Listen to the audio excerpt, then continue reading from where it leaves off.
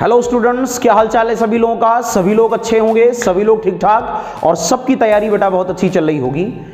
बच्चों, आप लोगों की प्रिपरेशन जो भी चल रही है कंपटीशन एग्जाम की, आपकी जो तैयारी चल रही है उसी के बीच में बहुत सारे बच्चे डिमांड कर रहे थे कि सर कुछ इंपॉर्टेंट वन लाइनर्स जो साइंस के पोर्शन में पेपर में पूछे जाते हैं वो आप हमको बता दें, या आप उनको रिकॉर्ड करके वीडियो में बता दें, या लाइव क्लास में आप पढ़ा दें।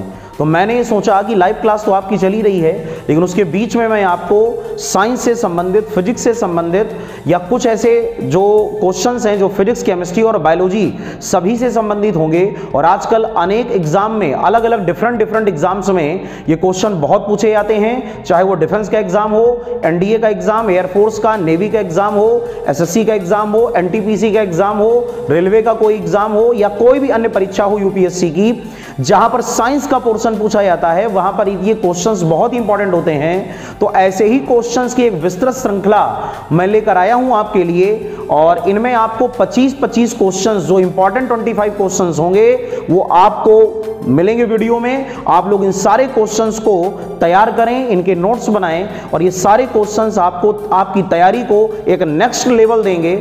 और इसी प्रकार के क्वेश्चन का जो पहला सेट है ये मैं आज आपके लिए लेकर आया हूं। आप लोग इन क्वेश्चंस को तैयार करें। उम्मीद है ये सारे क्वेश्चन आपको बहुत अच्छे ढंग से समझ में आएंगे।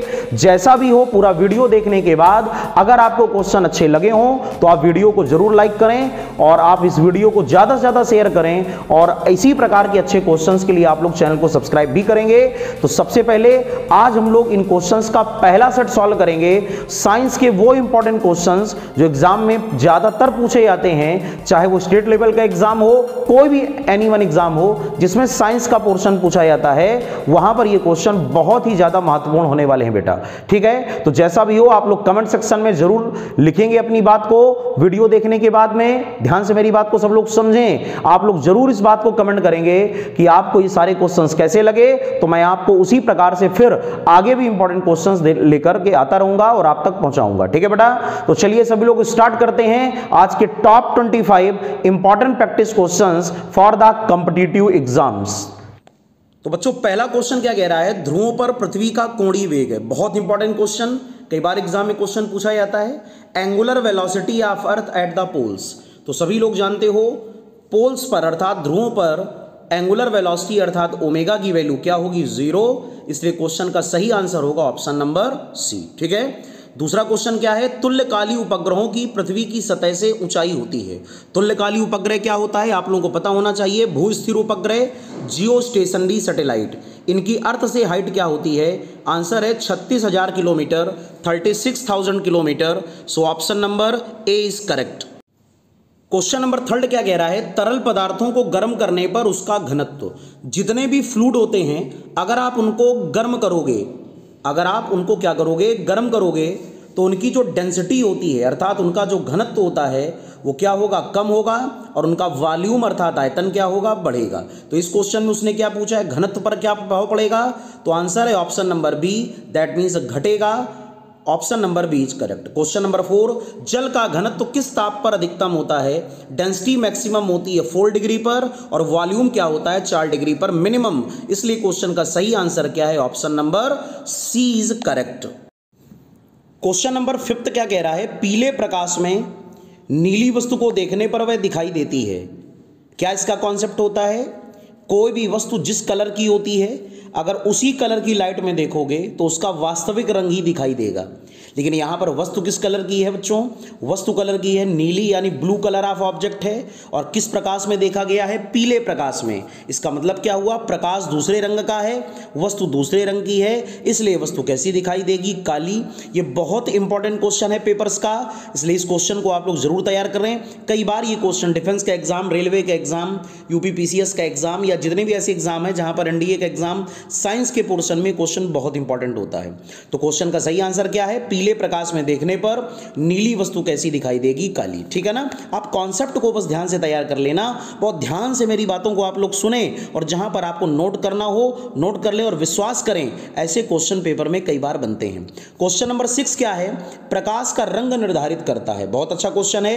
कलर ऑफ लाइट किसको बताएगा, कलर ऑफ लाइट का सीधा संबंध होता है बेटा तरंग दैर्ध्य से, वेवलेंथ, और अपनी अपनी कॉपी में नोट कर लें। लाल प्रकाश की तरंगदैर्घ्य सबसे बड़ी होती है और नीले और बैंगनी प्रकाश की तरंगदैर्घ्य सबसे कम होती है। ठीक है ना।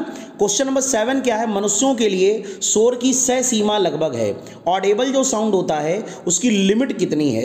तो सभी लोग जानते हो, अगर कोई भी साउंड 85 डेसिबल तक का है तो हम लोग उसको सुन सकते हैं और उसके बाद के साउंड को हम आसानी से सुन नहीं सकते हैं। इसलिए क्वेश्चन का सही आंसर होगा ऑप्शन नंबर बी, 85 डेसिबल। ठीक है ना।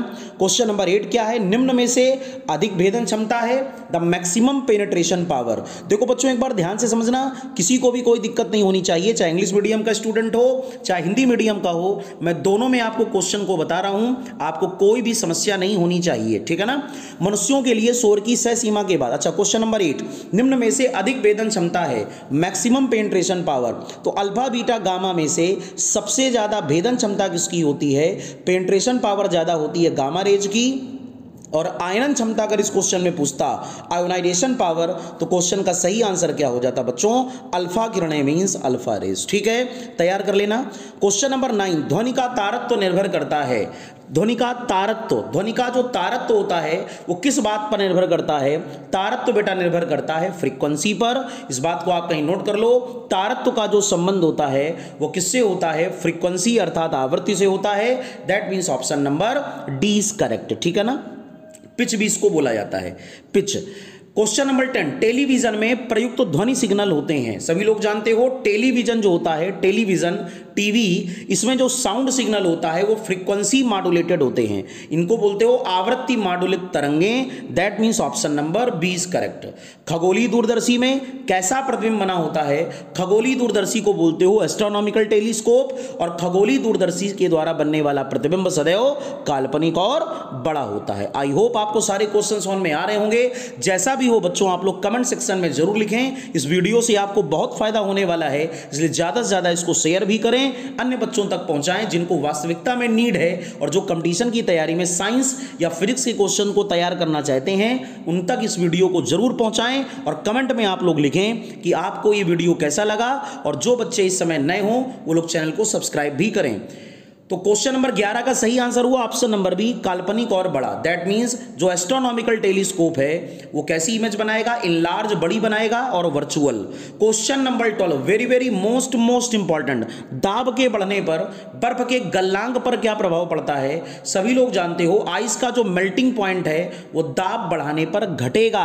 आप बर्फ को जितना दबाओगे उसका मेल्टिंग पॉइंट कम होगा, बर्फ पिघलेगी और वो वाटर में कन्वर्ट होगा। 12 का ए, तो दाब बढ़ने पर बर्फ का गलनांक क्या होगा? घटेगा। Option number A is correct. Question number 13, hydrometer से मापा जाता है। हाइड्रोमीटर से क्या नापा जाता है?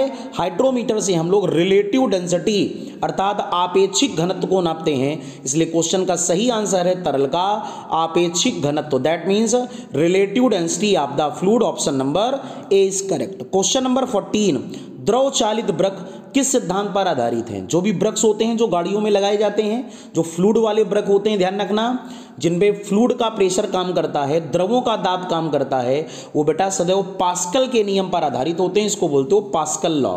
पृथ्वी के तल पर पलायन वेग का मान क्या होता है? Escape velocity. सभी लोगों को पता होगा एस्केप वेलोसिटी वो वेलोसिटी है जिस वेलोसिटी से किसी बॉडी को थ्रो करने पर वो अर्थ के यानी पृथ्वी के गुरुत्वाकर्षण को पार कर जाती है और वापस लौटकर ग्राउंड पर नहीं आती। तो इसको बच्चों आप लोग लर्न कर लें। पृथ्वी पर एस्केप वेलोसिटी होती है 11.2 किलोमीटर पर सेकंड और चंद्रमा के तल पर इसका मान होता है लगभग 2.4 किलोमीटर पर सेकंड। इसका मतलब क्या हुआ?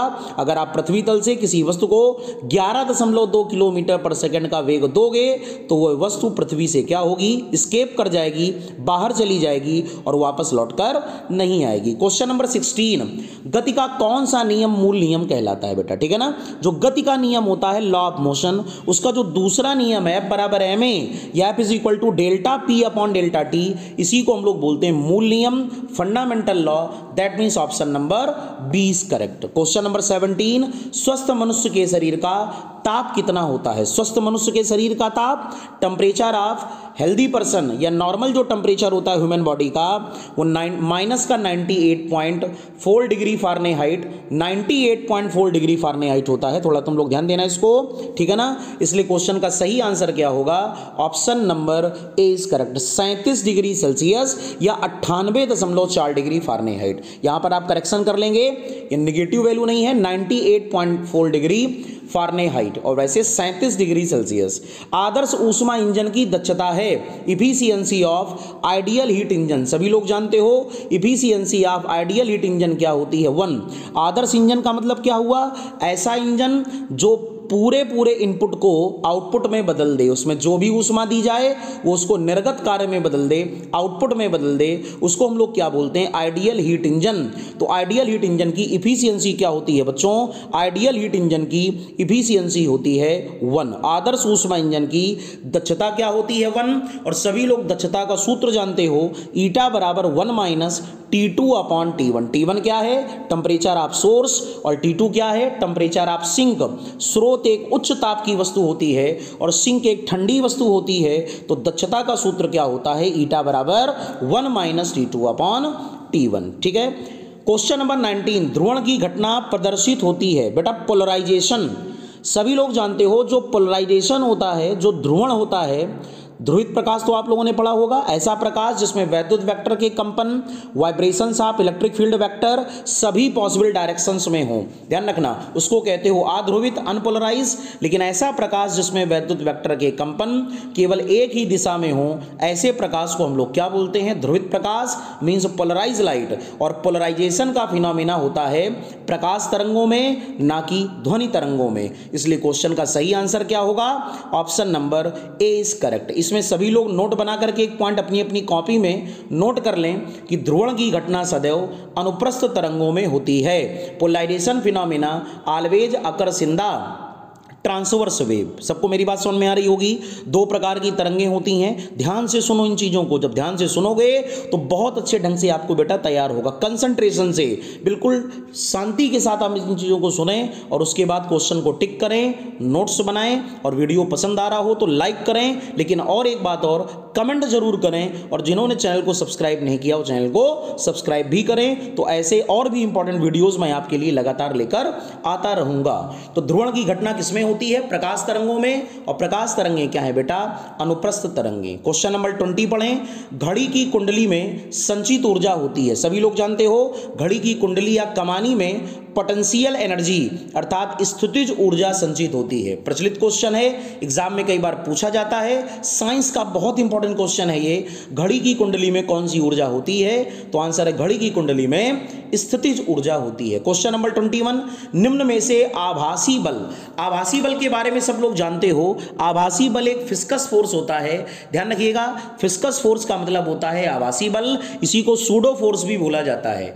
ऐसा बल जो वास्तव में वस्तु पर कार्य ना करे लेकिन इसका प्रभाव हो, और इसका सबसे बड़ा एग्जांपल है बेटा अपकेंद्र बल, जिसको हम लोग कहते हैं सेंट्रीफ्यूगल फोर्स। तो अपकेंद्र बल किस प्रकार का बल है? अपकेंद्र बल एक आभासी बल है, कभी भी पेपर में पूछा जाता है तो आप इस क्वेश्चन को बहुत अच्छे ढंग से करके आओगे।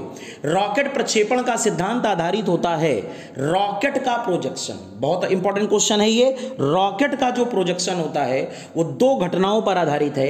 एक को आप लोग कहते हो न्यूटन का तीसरा नियम, न्यूटन्स थर्ड लॉ, जिसको क्रिया प्रतिक्रिया अर्थात एक्शन रिएक्शन लॉ भी बोला जाता है। लेकिन अगर ये ऑप्शन में नहीं है तो हम लोग क्या सही करेंगे? रेखीय संवेग संरक्षण, conservation of linear momentum, that means option number 20 correct. सभी को समझ में आ गया? कभी भी रॉकेट का प्रोजेक्शन आपसे बेटा पूछा जाए तो रॉकेट का प्रोजेक्शन क्या होता है?